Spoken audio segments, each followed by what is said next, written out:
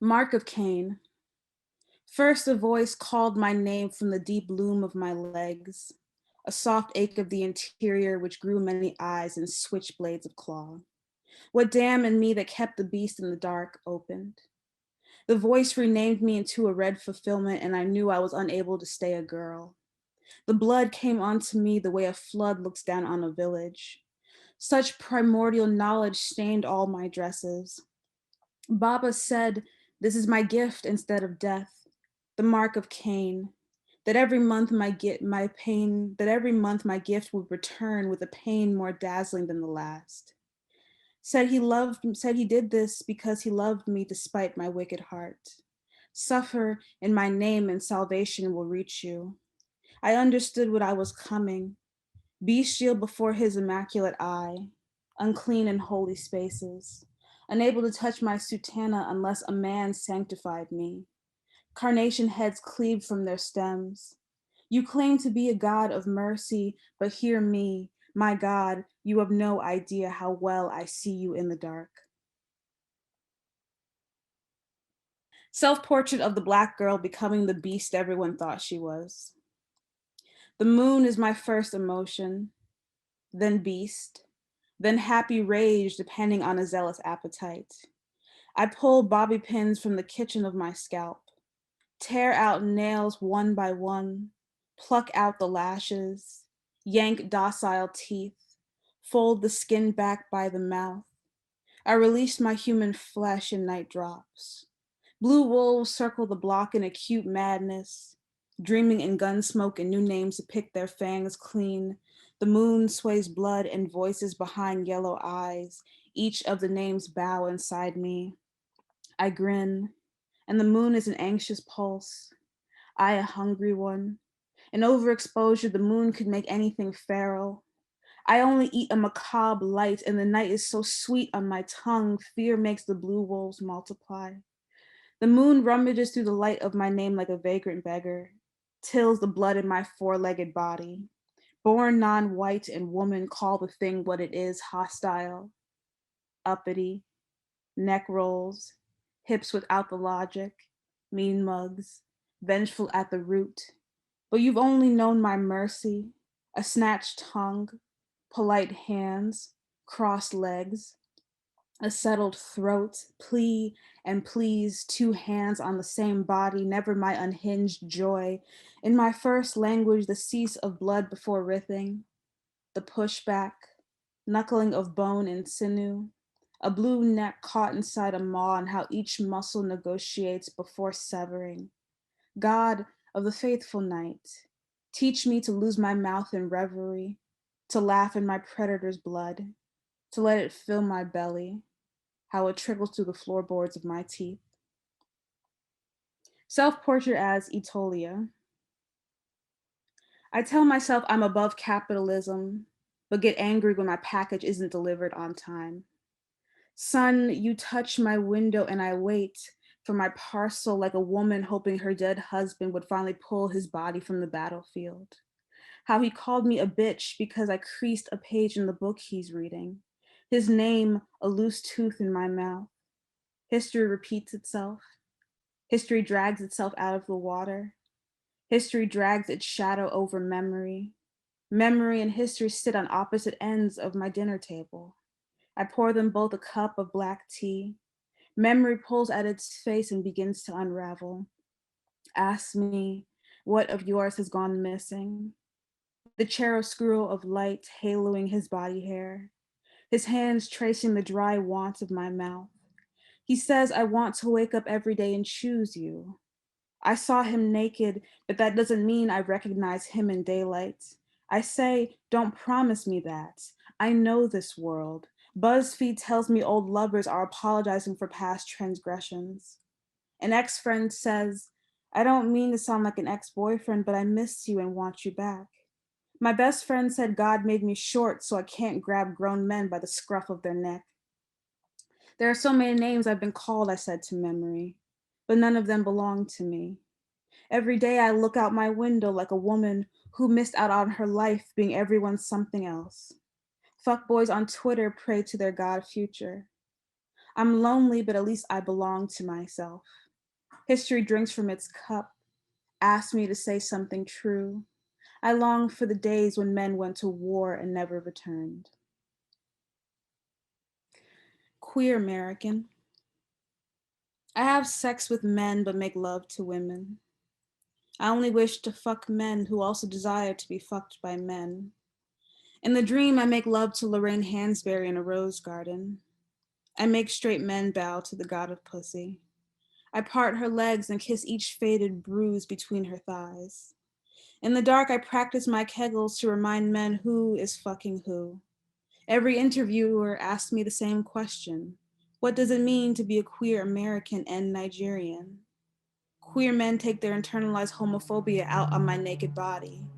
I count tiles on the ceiling to keep from laughing. My mother says she understands switching to women because loving a man is hard. I haven't spoken to my father in months. I smoke, sometimes drink. My father stops doing both after the stroke. I have his eyes. I used to believe joy, like other sources of light, are scarce. He knows nothing about me. They were things we were too embarrassed to say. It's called St. Peter Was Hung Like a Fishing Lure. St. Peter was hung like a fishing lure upside down to net Catholics for the ages. It worked better than hell's compulsory burning.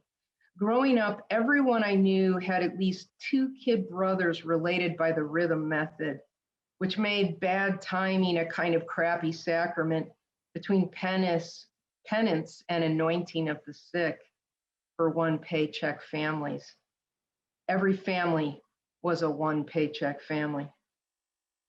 Have you ever looked up at the precise moment a meteorite of changing flame knifes a burning birth canal right through the sky? And in that brief moment, before the thing cauterizes its own wound in the dark and disappears, did you feel that the story of who and what you are on earth might rightly be called exalted? I did just last year, walking my dog late at night so she could shit secretly on someone else's lawn. Both of us advised by the miracle. By the time I got home and turned on the television, it had already been downgraded to Chinese space junk. Priests had it made once. Now they're dwindling, a drooling inbred lot. Pedophiles in praise of the unexamined life wait for conviction. Once every parish had a star, remember? Now a smoldering hole where the matinee idol raised the burning host above his head, singing holy, holy, holy, and the ash heap grew. The countdown began decades ago when we weren't even looking. Listen, I'll tell my grandson someday, every time a priest raises his hand to bless you, a cuckoo clock crows 3 times, and somewhere an old nun stirs in her sleep, smiling. All right, there now. 6,000 flying foxes live under the Buddha's own protection. The deepest trench in the ocean is 35,800 feet down. It takes 4 hours and 45 minutes to get there, but you have to leave from the perfect spot. My diagnosis was returned this week, vestibular migraine. Walking or turning my head, I am visited by the near relation of my last movements echo again. Sway, not spin, I explained to my husband, who walks alongside me. Who walks alongside me, his arm tucked gently under my arm to guide me over curbs. Currently, 12 people can say while they are still alive, I walked on the moon. Hindus carry the world on the back of 4 elephants standing on the back of just 1 tortoise. When threatened, honey badgers turn their anal pouches inside out and emit. The disgusting stench significantly raises the value of honey gains for the future badger, yet she is maligned. Of 3 ghosts, which are you? virgin ghost, water ghost, or egg ghost. I started off egg, transition to virgin. I am currently treading water. Kid Dynamite died in the ring. Aeneas escaped burning Troy by swimming with his father on his back and his little boy by his side. I guess each of us are here on Earth to discover who's worth saving. But the obvious gender slight in the Troy story rankles. If you ask me, am I more afraid of the world or for the world? I'd say yes. Yeah. My husband's mother has interstitial lung disease, ILD, which means her 87-year-old honeycombs have hardening. To ease her concern for hardwood floors, my husband fixes a red ball to each foot of her walker. When she moves forward, they gasp, gasp, gasp. Did you hear about the majestic scavenger? The California condor has been sighted again in Sequoia National Park, closed since the pandemic's stay-at-home order. A triumphant return from near extinction, crows the Times, as though it were a Broadway revival of Look Back in Anger. Instead of a really hideous bird wearing an executioner's red cowl and its neck crooked permanently forward toward the next dead thing she'll be devouring. Mitochondrial DNA is maternally derived. My mother was nervous for my eternal soul when all I wanted growing up was a kissing game called Spin the Pill. Outside my abandoned office, a safety plaque reads, "If the elevator isn't in service, the fire is working." My husband and my son and my brother Chuck and I all take the same speaking pill before giving presentations at work. For about 20 minutes, it sweeps ground glass from our clenched jaws and tidies the workday of all its little scams and intimidations. Some days I can breathe so deeply, I feel the iron key in my chest that opens a glass box of relief. Turn. I'd like to say I've learned something less permanent about grief. Sometimes at night before bed, I take a whole pill rather than a half. Nature is what we resign ourselves. We are 12 people who can say we walked on the moon, but only while we are here together on Earth. In Botswana, 275 elephant carcasses turned up in a sorghum field. So far, no human knows why. Industry, work. 1, the eternal neverthelessness of work. Each morning, the god of industry greets us the same way. Who the fuck are you? To which we say, already sweating a little, I'm the one standing right here in front of you, like always. You know me, God. I'm clocking in. Oh, he drawls. I roll. It is incredible after all these years that his disdain for me still carries so much terror and so little elucidating irony. His feral necklace, medial malleus, and trapezium makes a distinctly human music, bone on bone on bone, when he shakes his head and smiles. Everybody's got to eat. Behind him, the roar of the blast ovens. Behind that, his approval. Stinks of castrol. Refuses to remember yesterday or can't. He is consecrated as such. 2, if you believe you were put here for a purpose, and the purpose has something to do with work, and work with dignity, of course, and eating, and God is the toll, and the soil, and the blind intensifier of what you believe your dignity may be worth, well, there is no pill for that. 5 months ago, you were promoted to line supervisor. 2 months later, skips and tears in your upper palate, where tongue meets taste, begins burning. You can barely swallow. And lately, something unsleeping is paid in frayed hearing, while tinnitus from the furnace roaring Sundays too, 25,000 car batteries melted down per night and day, so that you, with your dignity and your burning tongue, can pull plastic from superheated reclamazon, leached liquid, lead acid, swamps your Nikes strapped up with gray electrical tape. 3, where the worm dieth not, and the fire is not exterminated, you dream one night that you swallow several teeth. It isn't clear whose teeth or how many. Are they folk medicine or honorific seeds? Are they affliction or punishment, reward? Should you try to bring them up from the belly by violence, say ipecac, or send a silver lure on a fishing line down your throat to see if they're biting? In the dream, time slips through your fingers like milk money. You grow younger. You have never been so tired. You might as well let the body have them, you suppose. Those pitted dice, those softening talisman, and make of bleeding what they can, new from old. When you wake, nothing happens in any case. This first poem is called I Dream of Tiger. I live in a quiet garage beside a line of eucalyptus trees. At night, Tiger pads into the room while I'm asleep. Tiger in the corner of my dreams. Tiger I can't get past. I have to keep practicing. Tiger like a teenager who will one day drop her soft baby. You are my new boyfriend. You give me that John Lennon feeling. We hike to the overlook, the ticks burrowing into me, the frontier of our life under those turkey vultures circling. I am 20 years old.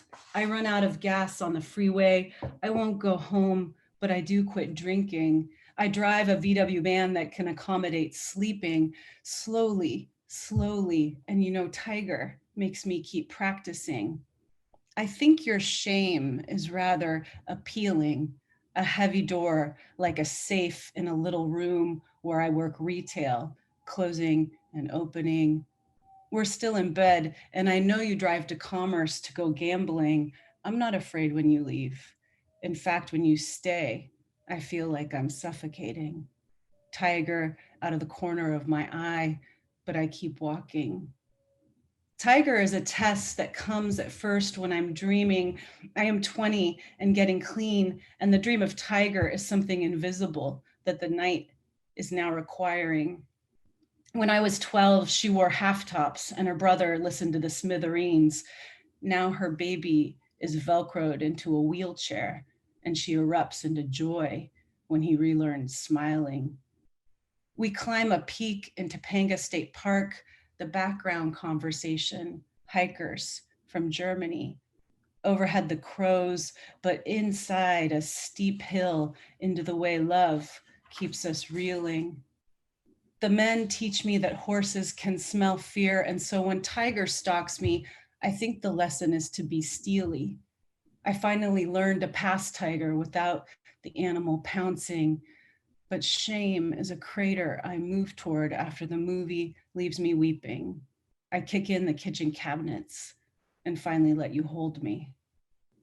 One day our children will make us a family, and the baby will make dancing feet before he starts ramming, and nothing, not even Tiger out of the corner of my eye, prepares me for how love requires all of this fragility.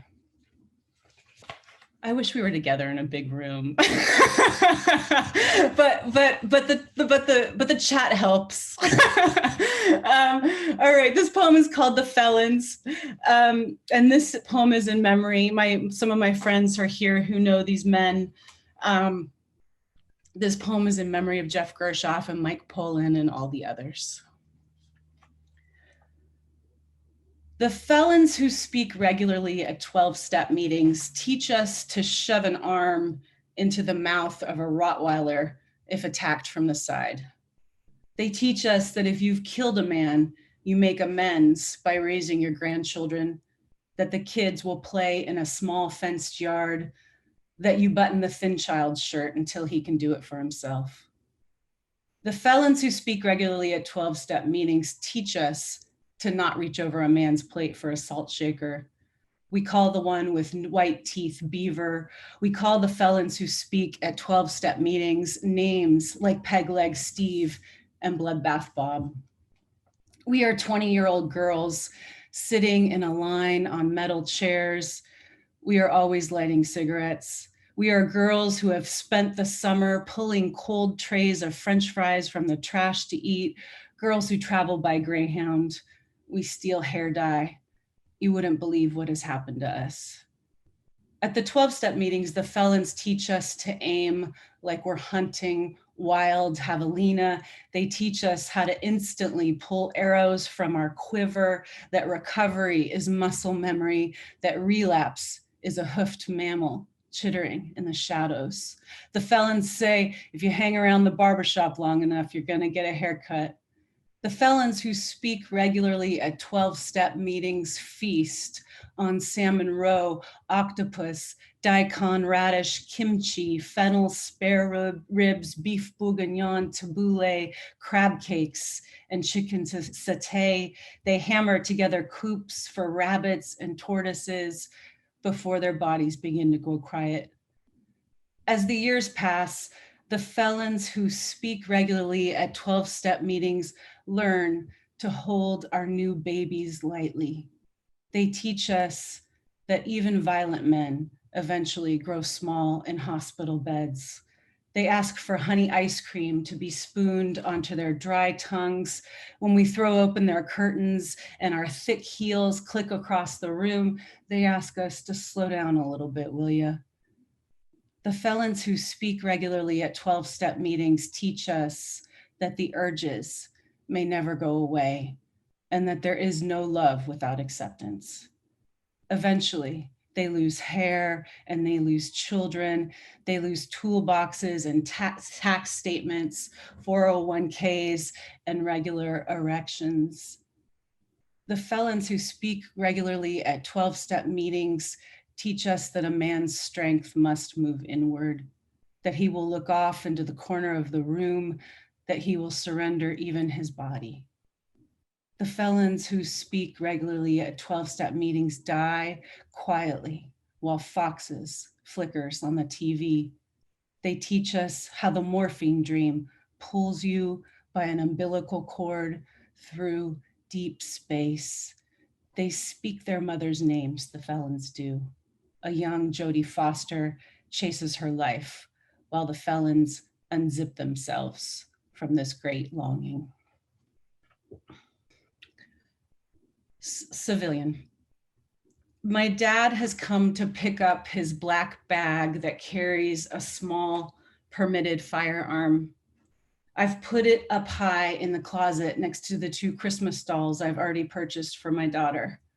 One white doll in a blue pea coat, one black doll in a woolen wraparound scarf. I know my dad has engaged the safety, something he first learned to do as a cop, and I know there's a holster, but the bag is heavy and anything can happen.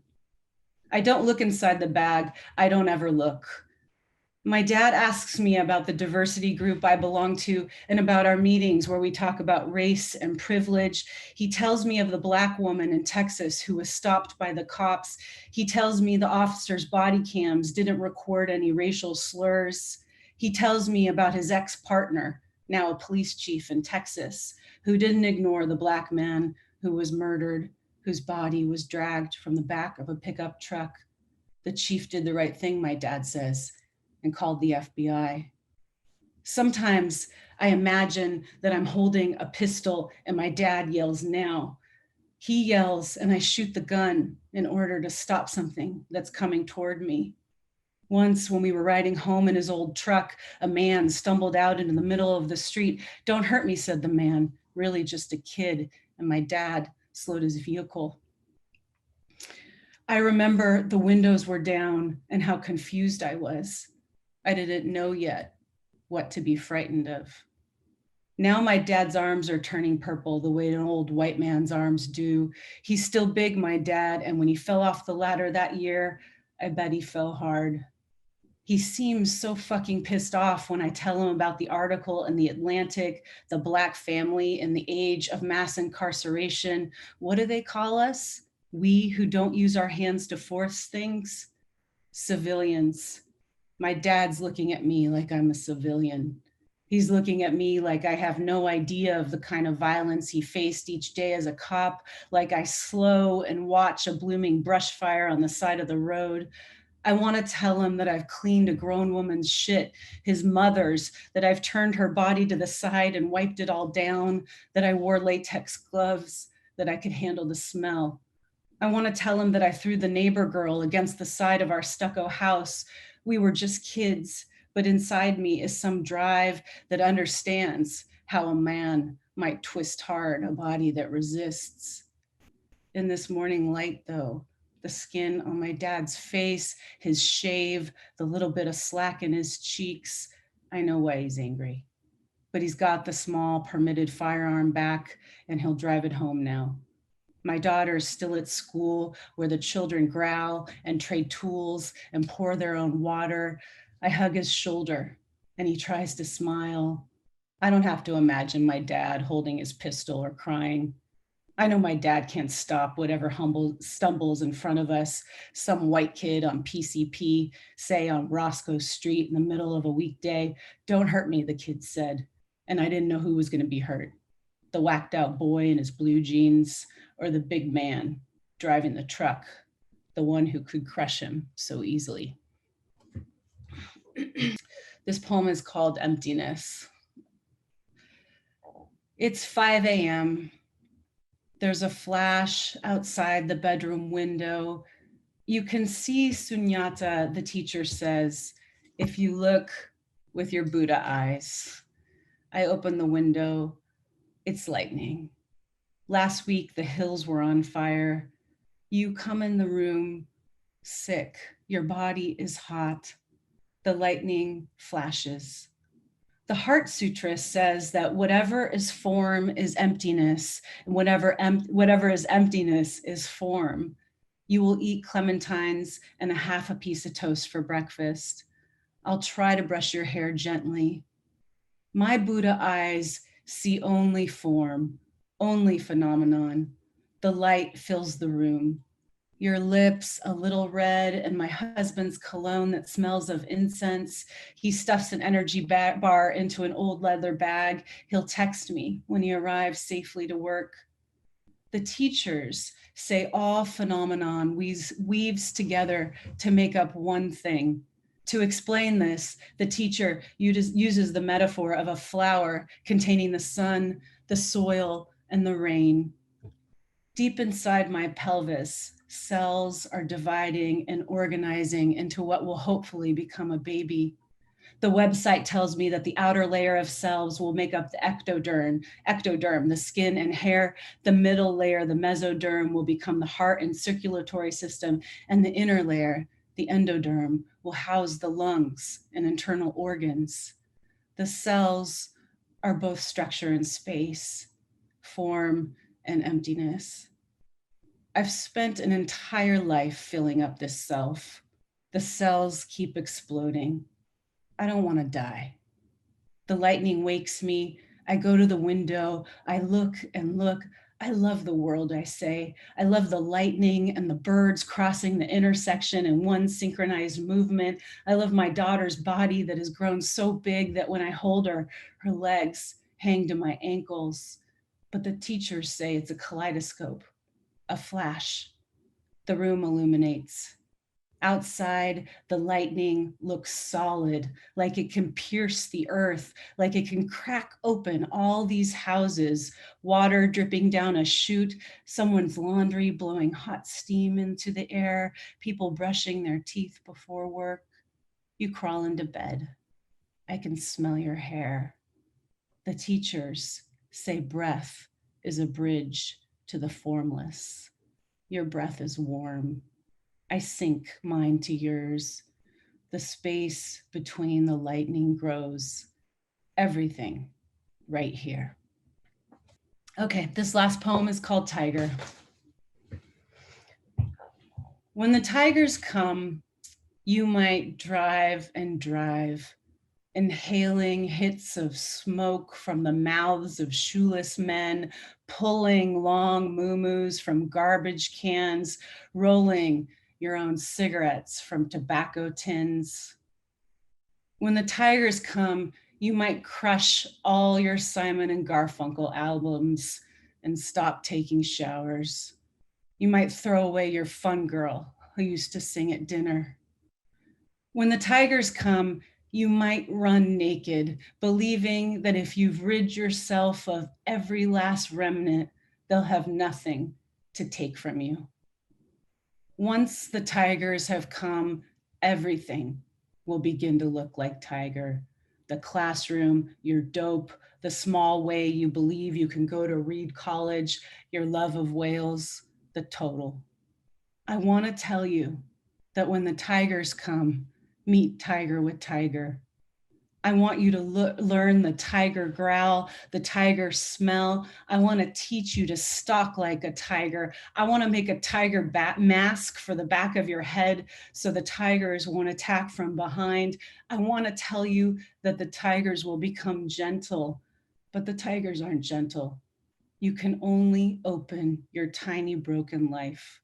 You can crack open the back door when the rain starts. You can come down into the wild fennel, into this long stretch of time, these days, like little pieces, the smell of sage, the way the wind moves through anyone's hair.